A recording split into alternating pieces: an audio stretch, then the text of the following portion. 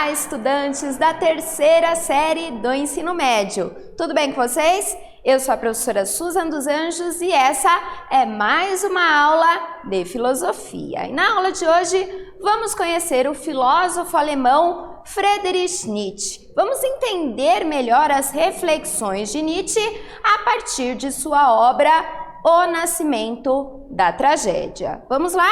Partindo já para os objetivos da nossa aula de hoje. Conhecer a vida e o pensamento do filósofo alemão Friedrich Wilhelm Nietzsche.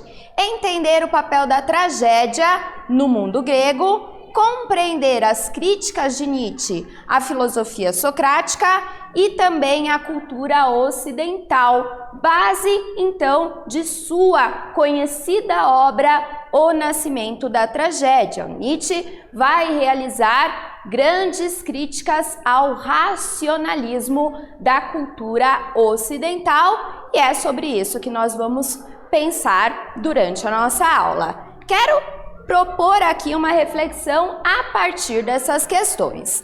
Você acredita na superioridade da razão como forma de explicação sobre o mundo? Nesse sentido, qual seria a função da arte em nossas vidas?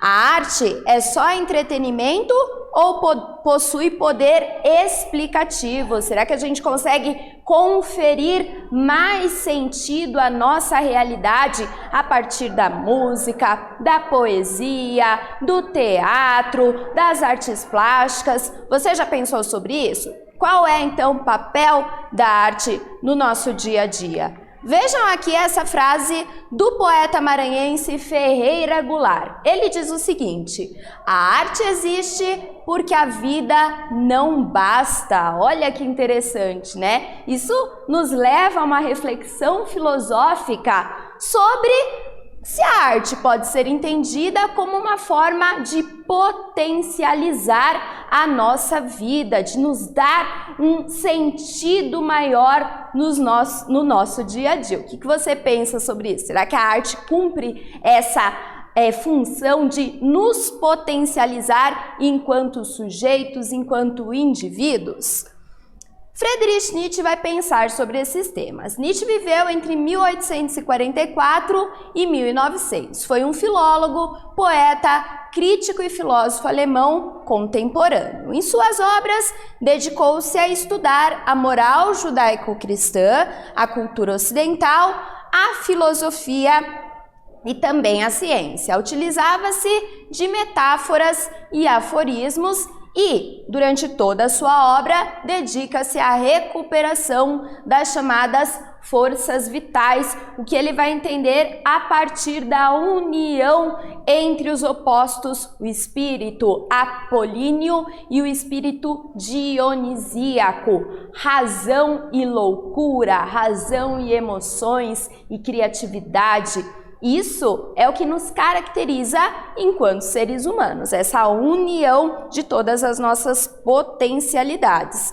E o que o Nietzsche percebe, isso é fundamento da sua filosofia, é que a cultura ocidental cristã vai valorizar muito mais a razão, abandonando a criatividade, as expressões artísticas, os sentimentos, as emoções. Então ele faz uma crítica a isso. O Nietzsche escreve muito em forma de aforismos, então seus textos são muito poéticos, são textos curtos que nos permitem várias reflexões e é bem legal a gente analisar melhor esses textos.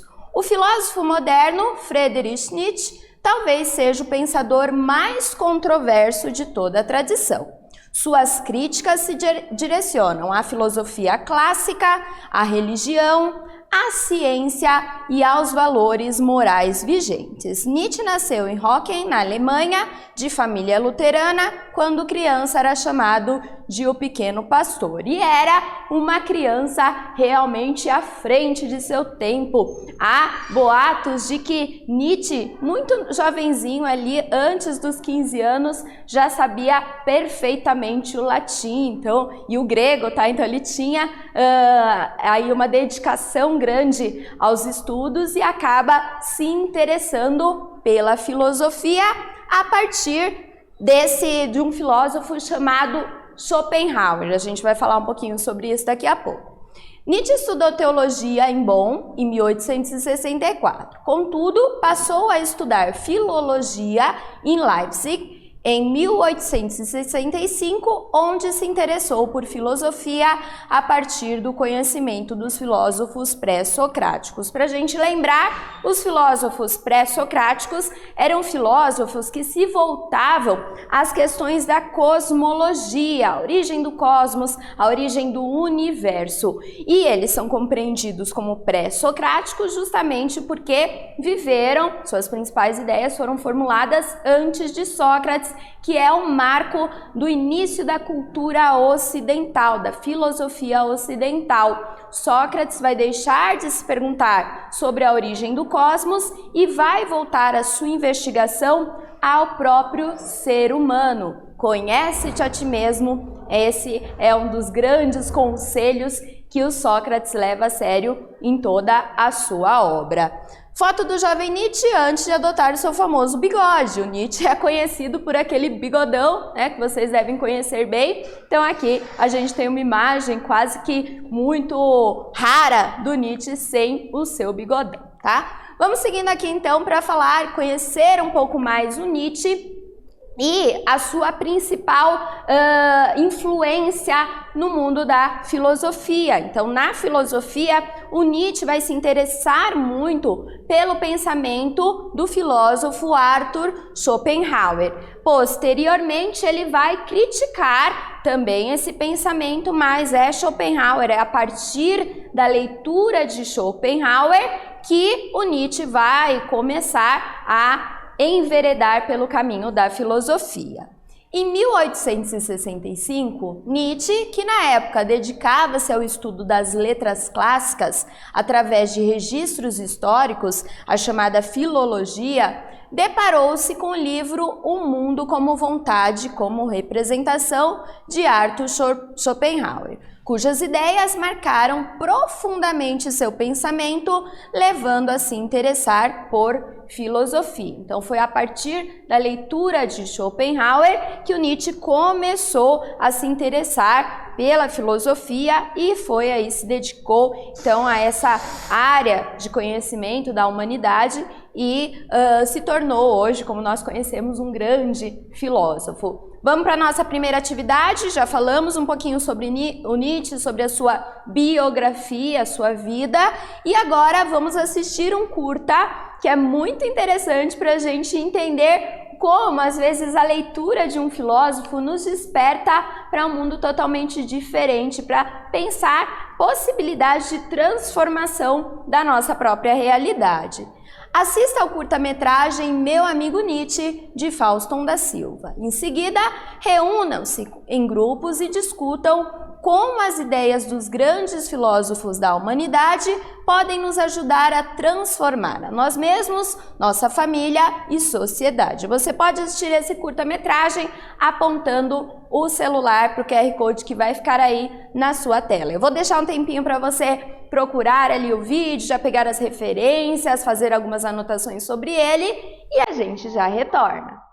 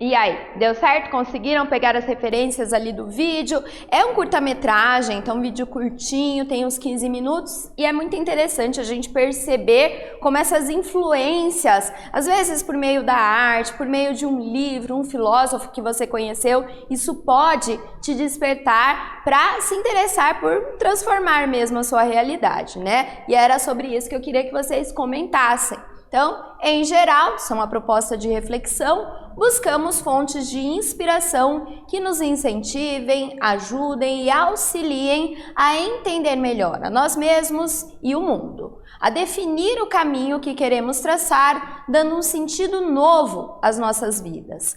Nietzsche, por exemplo, se inspirou nas leituras de Schopenhauer, embora tenha criticado algumas de suas ideias. No vídeo, a criança se inspira ao conhecer Nietzsche. E você, quais são as suas fontes de inspiração? E aí, você tem uma grande fonte de inspiração, de repente algum artista que te inspira, um livro que você tenha lido, então algum autor, né? Ou às vezes até um familiar que te inspira a pensar coisas diferentes, a buscar coisas diferentes. Isso é muito interessante. O Nietzsche fez isso a partir do momento em que conhece Arthur Schopenhauer na obra O Mundo como Vontade, como Representação.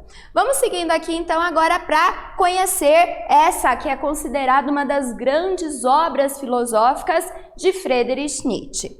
Nietzsche questionava a frieza e a pretensão de superioridade da abordagem científica e se aproxima da filosofia da arte. Sua primeira obra foi A Origem da Tragédia no Espírito da Música, em que ele fala justamente sobre o nascimento da tragédia, livro no qual teceu duras críticas a Sócrates e a sua filosofia. Então, é nessa obra que o Nietzsche vai se posicionar, já marcar a sua posição como um filósofo bastante crítico de toda a moralidade e essa valorização extremada à racionalidade que começam a surgir a partir do pensamento socrático. Então ele faz duras críticas à figura de Sócrates. A gente vai ter oportunidade de entender melhor por quê.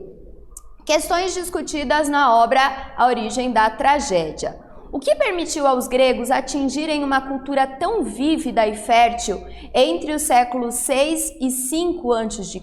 Então ele vai problematizar isso, né? Por que os gregos em determinada época ali tiveram esse desenvolvimento cultural tão grande? É claro que a gente precisa pensar todo o contexto social, contexto histórico, as transformações que ocorriam no contexto político, desenvolvimento da democracia, da moral, a escrita das leis, das regras de convivência, ou a possibilidade de trocas mais justas a partir da invenção da moeda. Então, todas essas condições históricas, sociais, essas condições acabaram levando a um grande desenvolvimento também no contexto cultural entre os gregos, e esse é um tema que o Nietzsche vai abordar na origem, no nascimento da tragédia. O que podemos aprender com a tragédia grega e com a sua cultura? O que significa a tragédia para o povo que viveu a beleza, pensou sobre ela e a exprimiu em suas obras de arte? Então, esses são questionamentos que o Nietzsche vai se colocar lá na sua obra A Origem ou Nascimento da Tragédia. Aqui a gente tem uma imagem representativa do Teatro de Dionísio, que está na Acrópole, a cidade alta de Atenas. Então, em Atenas a gente tem aqui um berço da cultura ocidental, e nesse berço da cultura ocidental, obviamente, o teatro se apresentava como um elemento muito importante, porque era nos teatros gregos que se encenavam as tragédias e as comédias gregas, as tragédias sempre com esse final mais triste, mas com essa luta do guerreiro ali, a luta dos heróis trágicos em preservarem e afirmarem a vida, a comédia trazendo pessoas do dia a dia também enfrentando situações engraçadas no contexto grego. Então, o teatro aparece como uma expressão da cultura clássica, da antiguidade clássica, que a gente tem um grande teatro em forma de arena, muito interessante. Ele ainda é preservado na cidade de Atenas, claro, em ruínas, como vocês podem ver, mas é possível visitá-lo, um lugar belíssimo. A tragédia é o gênero teatral mais antigo de todos, que se baseava nas histórias trágicas e mitológicas, como o medo, a morte, o terror. As tragédias gregas eram compostas geralmente por 5 atos. Uma das importantes características que a diferenciam da comédia eram os personagens. Assim, na tragédia, os personagens eram deuses, reis e heróis, enquanto na comédia eram homens comuns, tá? Então, as tragédias gregas vão representar justamente um apogeu do desenvolvimento grego. Aí, grande, a gente pode entender o teatro e as encenações que ocorriam nesses teatros como uma forma de pensar a própria cultura grega, essa valorização da vida a que o Nietzsche vai se referir em sua obra A Origem da Tragédia. Vamos pensar essa atividade aqui? Então, os mais importantes dramaturgos gregos do gênero trágico foram Ésquilo, Sófocles e Eurípides. Pesquise sobre um destes dramaturgos e compartilhe o que descobriu com os seus colegas. Então, aí, uma atividade para você pensar quais foram as contribuições desses 3 nomes. Você pode até escolher um deles e apresentar depois para os colegas, falar um pouco mais sobre a vida de Ésquilo, Sófocles e Eurípides. Eu vou deixar um tempinho para você fazer a atividade, anotar a atividade aí no seu caderno.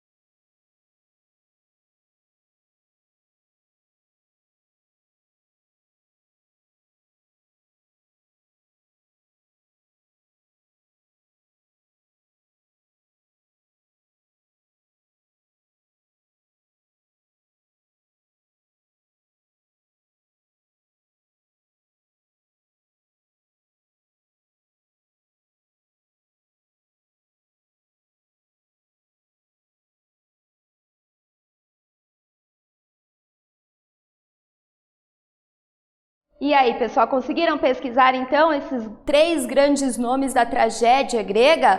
Vamos conhecer um pouco mais sobre eles? Aqui a gente tem a imagem de cada um, tá? Primeiro, nós temos a apresentação aqui de Ésquilo. Para Ésquilo, ele é conhecido, né, inclusive como pai da tragédia. Então, para Ésquilo, a gente pode remontar a cultura grega a partir das tragédias, né? Todos esses mitos que os gregos utilizavam como forma de explicar aquilo que a filosofia, a racionalidade não era capaz de compreender. O Ésquilo vai apresentar nas suas tragédias, é conhecido então como o pai da tragédia. O Sófocles usa suas peças como forma de retratar personagens da nobreza e da realeza. Sófocles, inclusive, fala muito também sobre a figura de Sócrates. Como vocês sabem, Sócrates não deixou nada escrito, então tudo que nós conhecemos a respeito do pensamento socrático nós podemos encontrar através das obras, principalmente de Platão, mas também no teatro nós temos algumas representações importantes aí, tá? E Eurípides, por fim, ressaltou as agitações da alma humana. Ele falava muito da alma feminina, das mulheres, essas agitações, os sentimentos humanos exacerbados e que vão aparecer no contexto das suas tragédias. Bacana, né? É legal a gente pesquisar um pouquinho mais sobre eles. Vamos agora entender, então, da onde surge essa crítica de Nietzsche a Sócrates, né? Aqui a gente tem a imagem de Sócrates. Para Nietzsche, a filosofia socrática rompe com o espírito trágico grego. Enquanto na tragédia grega a gente tem a valorização dos sentimentos humanos, das emoções humanas, o Sócrates vai dizer: olha, é necessário conhecer-te a ti mesmo, ou seja, é necessário refletir sobre quem você mesmo é. A verdade a gente pode encontrar através da razão, certo? Ele vai valorizar muito mais essa racionalidade humana do que as emoções, os sentimentos. Isso é um ponto que o Nietzsche vai usar aí nas suas críticas. Então, ele criticava, né, essa ruptura na qual a aceitação da morte representava, ironicamente, a afirmação da vida. Com Sócrates, buscou-se um mundo do além das ideias e não mais do mundo como ele é. Além disso, Sócrates desprezava os poetas e artistas trágicos que cantavam os feitos dos heróis que morriam lutando. Então, o Sócrates não era muito amigo dos artistas, não, tá? E aí o Nietzsche vai perceber que isso é um problema, porque justamente ele vai desprezar o corpo, e aqueles que desprezam o corpo, as expressões do corpo, a potencialidade total do ser humano, eles não sabem dançar. Isso para o Nietzsche é um problema, usando aí a linguagem dos seus aforismos. Então, o Nietzsche vai falar: pobre daqueles que desprezam o corpo. De tanto desprezarem o corpo, vão acabar por se calar, porque para a gente falar, a gente precisa do nosso corpo, né? Então, o Nietzsche ele faz esses aforismos nos levando a entender qual é o seu ponto de crítica, nesse caso, criticando a figura de Sócrates, mas não só ele, todo o pensamento que surge a partir de Sócrates, que vai se expressar também a partir do renascimento cultural e etc., marca da cultura ocidental. Nietzsche critica em Sócrates a hipervalorização da razão e o abandono da vida.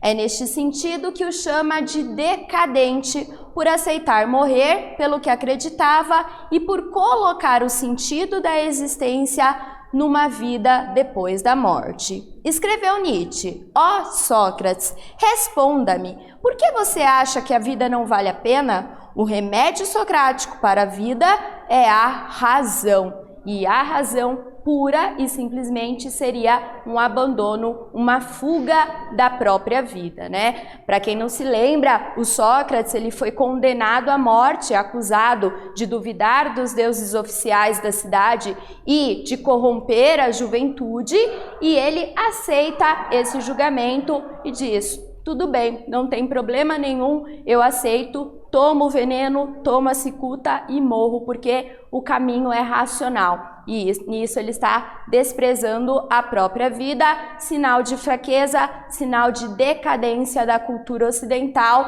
acusada aqui na crítica de Nietzsche. Caminhando sobre a névoa, sobre o mar de névoa, é a imagem que nós estamos vendo ali ao lado. Vamos para a nossa revisão? Então, nessa aula podemos conhecer um pouquinho mais o pensamento de Nietzsche, entender melhor este filósofo. Nesta aula conhecemos o pensamento de Nietzsche, que considerava que a arte possui uma função mais importante em nossas vidas que apenas o uso da razão. O autor criticava Sócrates, pois para ele a vida possui um valor muito maior do que a crença na verdade, que não pode ser compreendida tão somente pela mente humana. Interessante, né, pessoal? Eu espero que vocês tenham gostado da nossa aula de hoje, tenham se interessado por investigar, por ler um pouco mais sobre o pensamento do Nietzsche, e a gente se encontra numa próxima. Tchau, tchau!